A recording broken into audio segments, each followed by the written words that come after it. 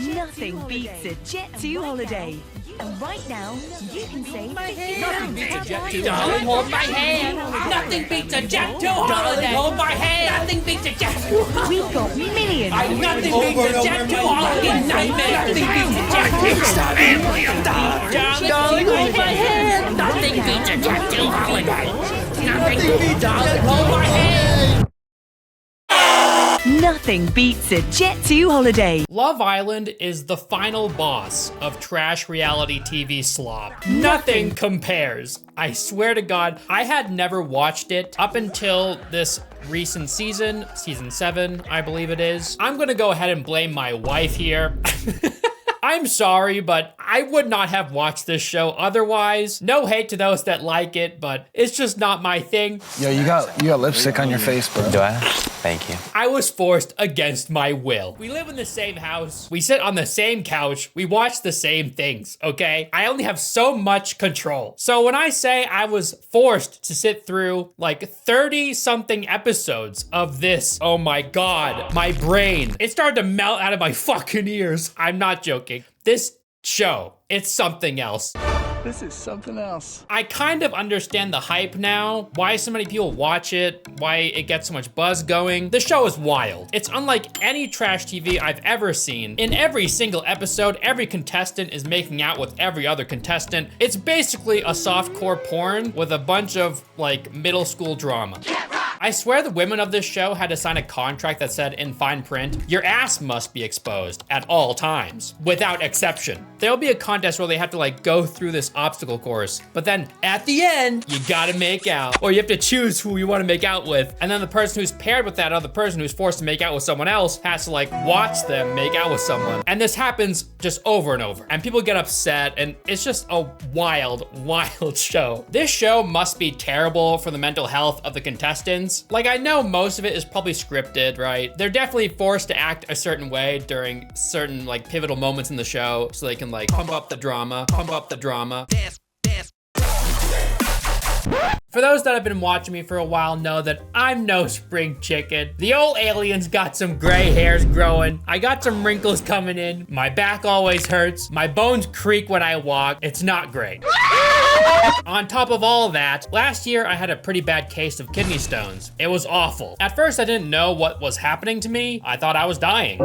Back then, I was relatively new to the area that we live in, so I didn't have a doctor to go to. The process of finding a doctor was surprisingly a lot more difficult than I thought it would be. Offices I'd call would be booked for months, and those that did have openings didn't take my insurance. It was a huge hassle. Back then, I wished I knew about today's video sponsor, Zocdoc. Zocdoc is a free website where you can search and compare high-quality in-network doctors, choose the right one for your needs, and click to instantly book an appointment. We're talking about in-network appointments with over 100,000 healthcare providers across nearly every specialty, including dentists, eye doctors, dermatologists, and mental health professionals. You can filter for doctors who take your insurance, who are located nearby, who are a good fit for any medical need you have, and who are highly rated by verified patients. You can also see their actual appointment openings, choose a time that works for you, and click to instantly book a visit. Plus, Zocdoc appointments happen fast, typically within just 24 to 72 hours of booking. And the best part is, you don't even have to talk to anyone, just book with a few clicks. And honestly, thinking back to those awful kidney stone days, what I really remember is that feeling of being stuck, in pain, stressed, and not knowing who to call or where to even start. If I'd had something like Zocdoc then, it would have taken so much of that fear and guesswork off of my plate, so I could just focus on getting help instead of wasting hours chasing it. So if you're like me and want to skip the hassle, head to Zocdoc.com/ElvisTheAlien or click the link at the top of the description to book your next doctor's appointment today. Thank you so much to Zocdoc for sponsoring this video. Now back to Love Island. The show has America vote on them like they're dogs at a dog show, deciding who is the worst boyfriend or the worst girlfriend. And afterward, those that got the least amount of votes get voted on by the contestants to decide who will be kicked from the show. So obviously, throughout the course of the show, people will grow to like one another, but then they're forced to do things against their will, basically. They'll be forced to break up with the person that they're with and then partner up with someone random just to see like, oh, maybe they'll click, right? Like, oh, we're here to find love. No, they're not. The purpose of every single decision made throughout the show is to stir up drama. you know? It's to make these people fight and disagree and get into arguments so they can catch it on camera to get a bunch of viral moments out there on the internet so the show will get as many viewers as possible.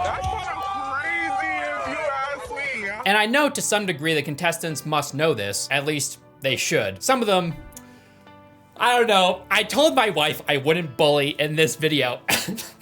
Okay, maybe just a little sprinkle of bullying in this video. I put those days behind me, okay? Maybe I made fun of a kid once or twice. I try not to bully anymore. This movie is so far up its own ass that I forgot I entered the asshole in the first place. But with this show in particular, I mean, some of these people, they have it coming. 1, 2, 3, and 4. Fire. Shit. What the? I'm sorry. And I do feel bad for them, kind of. I mean, the show treats them like they're literally pieces of meat being graded on by an anonymous audience. Like, imagine having America vote on you as the worst person on the show. The host tells you that America hates you. And then for a nice cherry on top of this shit sundae, the rest of the contestants then get to vote on whether or not they like you enough for you to stay.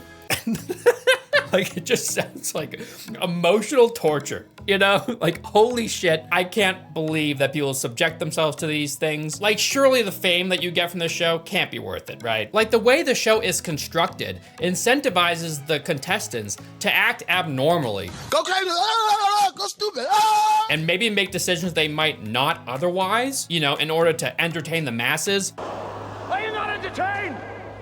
Are you not entertained? So you never know what's genuine, you never know what's fake. It goes without saying that most of these trash TV shows have like a very thick layer of inauthenticity. You're bad, and you have high values. So I guess that's not really a strike against this show because it just comes with the territory. Like, when you watch a show like this, you know what you're getting yourself into. Like, the contestants know it, the showrunners know it, the viewers know it. Everyone's kind of like in on the knowledge that what you're watching isn't entirely true. At least most people are. There's a ton of gullible people out there that are like, oh my God, I can't believe this happened. Why would they do that? I don't know. And sometimes I find myself being roped into the drama. It's hard to resist, you know? When something is so ridiculous on this show, it's hard not to be like, if they actually did that for real, you know, without putting on an act or something, there's gotta be something wrong with this person, right? This show is just so crazy. The person America wants to date the least is... And then they put this like super dramatic music in the background. The contestants are looking at each other like someone's about to get shot or something. And the way that the host will call those who are close to being kicked off the show vulnerable is so funny to me. Ace, you no longer have a partner. You are now vulnerable. You are now single and vulnerable. Like, what does that mean? I'm vulnerable. Taylor, you are now single and vulnerable. They treat it like this is live or die, you know? Especially with the music that over-dramatizes every single second. And when someone is kicked from the show, the contestants who are friends with that person will act like they were just like hung from the gallows or something, you know? Like their corpse is hanging there. First time. And they're watching the flies buzz around it, you know what I mean? Like, chill out. Exchange numbers and meet up again, like in the real world, if you like them that much. And the people they choose for the show, I mean, some of them are interesting. There's that one guy who loves talking with his teeth, always showing. It was like combative. He talks like this, he talks like this. For some reason, he can't talk without his teeth showing. And then he's talking to this other girl whose name is Huda. He tells her the impression that he got of her after a challenge. And he's like, you're a dominant person, aren't you? I can tell. You like being dominant. But he does it like this. I can tell you like being dominant. I can tell. I can tell you like being dominant. You're a dominant girl. You love being dominant. You want to dominate me? I know you want to dominate me. Okay, good talk. Yeah. Also, the show feels like it goes on for eternity. Each episode is an hour long, and there's 37 episodes per season. It's just constant, sloppy making out and the dumbest drama ever conceived. Like the way Huda kisses, I mean, come on. She's gotta be putting on a show, right? Let's be real. She goes in for a kiss like this. God, dude. Like, Jesus Christ. Chill with the tongue, you know? That kind of goes for every single person on the show. Just chill with the tongue. Good Lord. I felt like he was a little messy. These people are like trying to lick each other's tonsils. It's ridiculous. And I know, like I said before, most of them are just trying to put on a show for America. Good Lord. There's another contestant named Austin, and apparently he's a yoga instructor. Want to see him instructing the other contestants to do yoga? It's quite a sight. Oh, shit. What the fuck? What is he doing? Why did you do that? Scooping and pushing. Now this is yoga I can do. Pushing, scooping. Now this is yoga I can do. So that was a fucking lie. What is bro doing? Pushing, scooping. Oh my God. Also, it's hilarious that this is a show about finding love, and it's constructed in such a way to produce anything but that. Like, there'll be challenges where they'll be forced to talk about their grievances with each other in front of the group, and other challenges where they'll need to single people out to be kicked off the show. They'll split happy couples up and force them to start new relationships with random people that they just introduced to the show, you know, as like a test of their bond or something. But that's just cruel, you know what I mean? And it doesn't help that like they try and find the prettiest people imaginable. So it's like, hey, here's 3 more hotties. I think they even call them hotties or something. What do they call them? Something like that. And they're like, okay, you guys are splitting up, and this guy has to go with this hottie, and you have to go with this random guy. Good luck. Let's see if your relationship is strong enough to withstand the power of this random smoke show we just introduced. And some of these people that they introduced to the show, I swear to God, their entire personalities can be summed up with type shit on God. Like that's them, you know? It's lift weight type shit on God. Lift weight, smoking hot girl, want her. Lift weight type shit on God. Smoke show, oh my goodness, she's so sexy. On God. I really like her type shit. Leave me alone type shift. There's one challenge in particular that I found pretty hilarious and ridiculous. They all are, but this one kind of stood out to me. So the contestants are strapped to these big X's. On each X, there'll be a couple strapped to it. On one side, the man, on the other side, the woman. And during this challenge, it's really just porn. They introduce random people, they blindfold the contestants, and then have these random people make out with the contestants. Like the guy will be making out with this random girl as his girlfriend, who's literally strapped behind him, has to like listen to it happening. I think this should be considered torture. It definitely sounds torturous, but for the most part, they sound like they're having a good time. I don't know, it's kind of insane. I'm over here stroking my dick. Like, this entire show is essentially just one big orgy, you know what I mean? How is this even an orgy? Nobody's having sex? Oh, well, it's not exactly what I thought it was going to be either, but it's okay. There's a lot of food. During this challenge, this guy named Jeremiah was, you know, having his shit worked, and then he looks across the way, and the way Austin is looking back at him is so funny. Oh my God.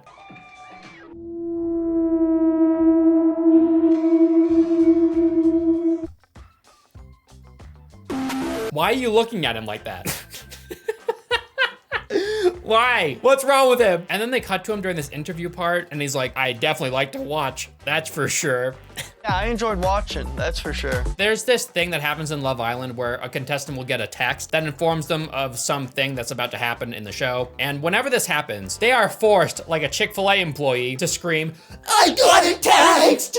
I got a text! I've got a text! And then all of the other contestants are forced, like Chick-fil-A employees, to act like super excited, you know? Like, you know for a fact that whenever someone gets a text and they scream it to the group, the others just must be thinking, oh, fuck me, what's gonna happen next? And the music, holy shit, the music is so bad in this show. Oftentimes, they'll try to match the vibe of the moment and attempt to emphasize it with the music, but in doing so, they'll just make it hilarious. And if you don't believe me, listen to the tone of my voice and the ominous music that's playing. Like, for example, you'll have 2 people screaming at one another, and the song will go like, we were never going to work. You played me from the start. With like a goofy electronic beat. There's a part when a couple breaks up, and the song lyrics are, I guess we're breaking up now. Also, the best part about this show is the narrator, hands down. They're hilarious. I don't know who they are. My God, they make the show watchable. It's this nasally British guy who sounds like he would have been a perfect voice actor for Zazu from Lion King. And he'll make the worst dad jokes you've ever heard. This morning, Jeremiah gave Huda an uncooked pancake, which is not a euphemism, although I wouldn't look it up on Urban Dictionary, you know, just in case. The forced goofy inflection in his voice is so good. This morning, and Amaya has woken up with the energy of a woman who's just been told that her 6 a.m. spin class is cancelled. Like, I love that the narrator is basically just mocking the show constantly. He's the only reason the show is bearable. He's ironically hilarious. I've given Austin a first listen to my upcoming comedy album. Next song, please. I'm tired of this one. There's one girl during this season named Amaya. I'm not sure what's going on with her, but she can't speak English very well. And it's funny because she speaks English perfectly fine. It's just some words she'll just mispronounce completely. And I'm also feeling a huge weight of gratitude, Lily. I might skydive after this. Like, yo, if I could survive Love Island, I could survive for sure. Die skiving. We are mature civilians over here, and we act accordingly. I'm just a mannequin. Just a mannequin. There's this girl named Hudda, and she causes so much drama, just like non-stop. It seems like constant drama with this girl. Think of it like Hudda, woulda, shoulda. Hudda, woulda, coulda. And it gets to the point where Hudda is chosen as one of the 2 people that has to be kicked from the show, and the contestants have to like vote on them, and she isn't voted out. What does she do immediately after this? Causes drama. There was a moment when she was having a conversation with another woman contestant, and she was complaining about the fact that this guy that she was with brought a different girl on her dream date. It was a huge offense. Guess what it was? Nothing super specific. Sitting down on the beach. Sitting down like on the beach. My dream date. That's her dream date. Wow. And she's like, my dream date. Cute. And he knows that. Cute. And he knows that. Like as if he did that on purpose. Oh my God. At one point, Hudda says, scapegoat, when she meant to say scapegoat. He's using her as a fucking scapegoat? The goat's escaped. It's on the run. The showrunners must have been so happy that she is the way she is, because without her, I mean, the people were just chilling for the most part. One of the best parts in the entire show is when Hudda reveals to the group that she's a mom. It's pretty obvious what that means, right? She has a child. This is how the contestant Nick reacts to her telling him that she's a mom. Mommy? I'm a mom. Mamacita. Mamacita. Mommy? What's that? What do you mean, mommy? No, I'm a mommy. Mom of what? A dog? Wait, mom to what? A dog? Like, what do you mean, mommy? Mamacita? Mama. I have a daughter. Like in real life? Yeah. Like a daughter, like a real baby? Yeah, like a human child. The contestant Ace, at one point during the show, says that he has a dance company. Dancing brings me joy overall. How y'all doing? Yeah. Shit like that? Sage. Whoa, dude, that's cool. So he's like a dance coach. So he's a businessman. You know, he's in a big room in front of a big mirror with all these people behind him, and he's like teaching them what they're doing, like the choreography and everything. This is what he meant. Wow. He teaches people dance over a Zoom call. Like these random people from overseas. Pakistani song, one song, Pakistani song. It's so good. It's so good. Nick was having a conversation with Sierra at one point. He was talking about these monkeys that they saw, and he was like, some of them are probably smarter than me. And Sierra's like, yeah, they probably are. You can't get mad at me for making fun of these people. They're making fun of each other, you know? Like, when I see a monkey, it's like your mannerisms are Match mine. matching mine. It's crazy. I'm just saying there's absolutely no chance that these people sign up for this show not kind of knowing what it entails, you know? I mean, some of them probably did. Like, some of them just have bricks for brains. But for the most part, oh my God. I have to give props. It's a funny show. I laughed a lot while watching, and I think that's probably the point, you know? It's supposed to just be entertainment, and as an entertainment source, it's pretty effective. As long as you don't look any bit deeper than the surface, you know? Stay above the surface and you'll have a good time, you know? It's one of those shows. I have to be honest, the constant making out just kind of got annoying after a while. It's just gross, you know? I'm not watching this show to like bust a nut or something, you know? I'm watching this show to, I don't even know why I'm watching. Why was I watching? Blame my wife. Thanks for watching this video. Thank you so much to all my patrons that make videos like this possible. I love you. And I'll see you in the next one. Goodbye.